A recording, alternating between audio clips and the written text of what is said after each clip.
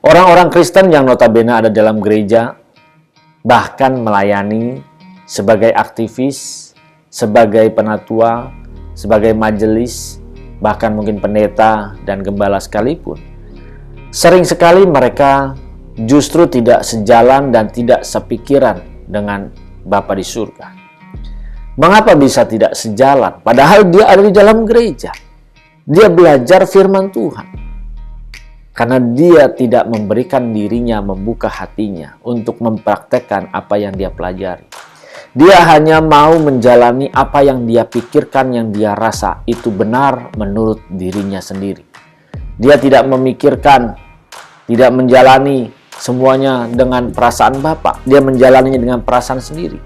Orang-orang Kristen yang terhilang sebenarnya adalah dia yang tidak berjalan dengan hati dan perasaan Tuhan. Dia yang selalu menjalani hidupnya ini dengan hati dan perasaan dirinya sendiri.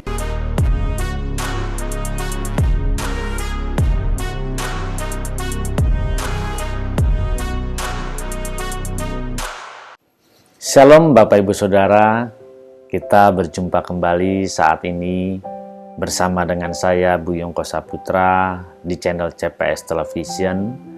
Mari bagi Bapak Ibu Saudara yang baru pertama kali mengunjungi channel ini, ayo dukung channel ini dengan klik subscribe, lalu klik gambar loncengnya, supaya setiap ada video-video atau konten-konten yang terbaru yang saya upload, maka Bapak Ibu Saudara dapat menerima pemberitahuannya.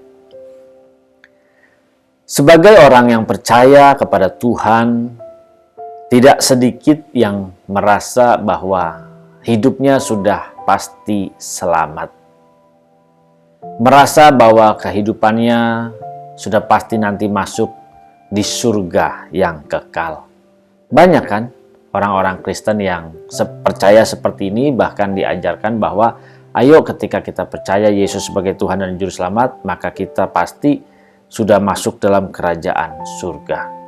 Tapi sadar tidak, kita selama ini hanya berpikir bahwa orang-orang yang tidak selamat, orang-orang yang terhilang itu adalah orang-orang yang tidak percaya Yesus sebagai Tuhan dan Juru Selamat. Tetapi bagi orang Kristen sering sekali merasa ketika dia sudah ada di dalam gereja, merasa bahwa dia tidak terhilang.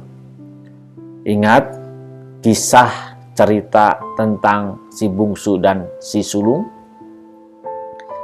Ketika dia menghabiskan harta ayahnya, dia memperoleh warisan, dia menghabiskan harta ayahnya, lalu dia pergi meninggalkan rumah bapaknya, menghabiskan uangnya, dia berfoya-foya, dan lalu dia menikmati semua kenikmatan, sampai akhirnya dia pun terpuruk, dan dia makan makanan dari kandang babi. Dan dia menyadari sehingga mengambil keputusan untuk kembali pulang. Tetapi ketika dia kembali pulang, justru saudaranya tidak menyenangi atau marah atau kecewa kenapa bapaknya menyambut dia dengan berpesta segala macam. Sadar tidak, begitu banyak sampai sekarang. Banyak orang Kristen yang dalam hidupnya dia merasa sudah selamat, tetapi justru dia terhilang di dalam gereja. Dia terhilang karena dia tidak bisa mempraktekkan bagaimana kasih Bapa di dalam hidupnya. Justru dalam hidup kita seharusnya kalau kita mau dalam keselamatan Tuhan, berjalan bersama dengan Tuhan, supaya menjadi orang Kristen yang tidak terhilang, seharusnya kita memiliki hati dan perasaan Bapa dalam hidup kita ini. Orang-orang Kristen yang notabene ada dalam gereja, bahkan melayani sebagai aktivis, sebagai penatua, sebagai majelis, bahkan mungkin pendeta dan gembala sekalipun. Sering sekali mereka justru tidak sejalan dan tidak sepikiran dengan Bapa di surga. Mengapa bisa tidak sejalan? Padahal dia ada di dalam gereja. Dia belajar firman Tuhan. Karena dia tidak memberikan dirinya, membuka hatinya untuk mempraktekkan apa yang dia pelajari. Dia hanya mau menjalani apa yang dia pikirkan, yang dia rasa itu benar menurut dirinya sendiri. Dia tidak memikirkan, tidak menjalani semuanya dengan perasaan Bapa, dia menjalaninya dengan perasaan sendiri. Orang-orang Kristen yang terhilang sebenarnya adalah dia yang tidak berjalan dengan hati dan perasaan Tuhan. Dia yang selalu menjalani hidupnya ini dengan hati dan perasaan dirinya sendiri, dengan jiwanya sendiri. Dia merasa paling benar, dia merasa paling hebat, dia merasa paling segala sesuatunya dan menjadi someone. Bahkan dia tidak menyadari sejak dia hidup, apakah dia meyakini dia pasti masuk surga. Kalau kita mau jujur, kita tanya orang, dapatkah kamu yakin hidup masuk surga dengan perbuatanmu, dengan sikap dan perilaku kita saat ini? Yang masih sombong, masih suka ngomongin orang, masih suka memfitnah, ngejelekin orang, nginjak-nginjak orang lain, menjatuhkan orang lain. Lalu orang-orang seperti ini, karena dia ke gereja, dia rajin beribadah, mungkin mengikuti ibadah 3 kali sehari, atau 4 kali, atau 5 kali sehari, lalu dia merasa masuk surga.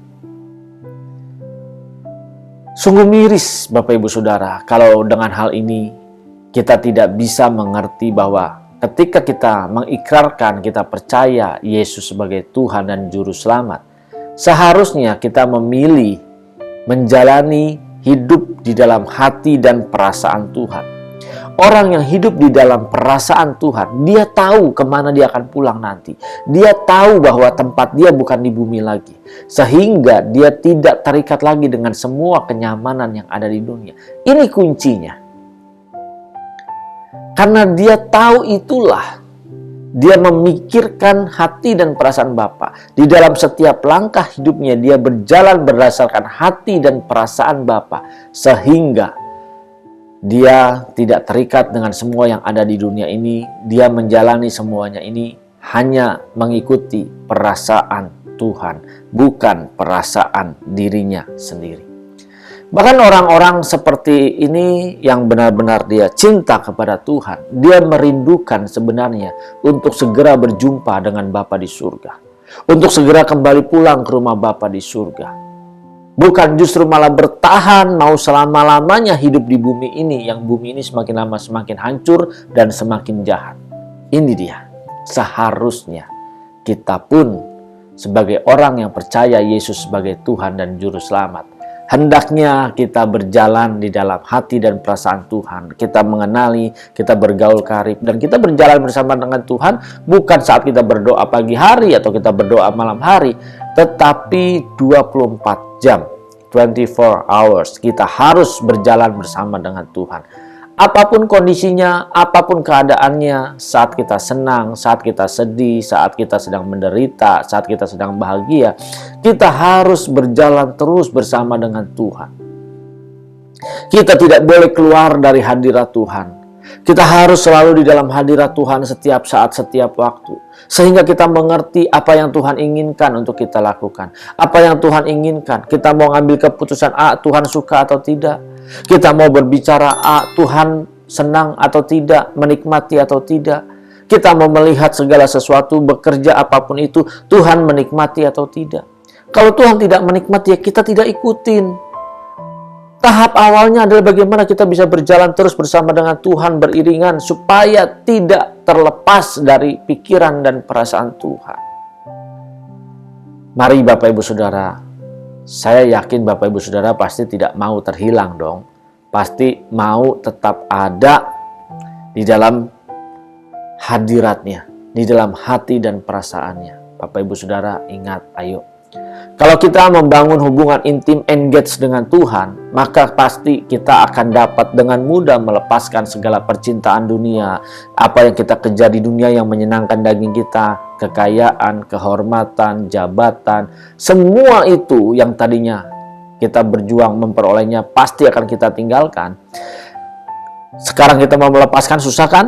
Tetapi kalau kita bisa berjalan sepikiran dan seperasaan dengan Tuhan, kita mudah melepaskan semuanya itu. Kenapa? Karena pikiran kita teralihkan. Pikiran kita mulai fokus kepada Bapa di surga, berusaha menyenangkan Dia.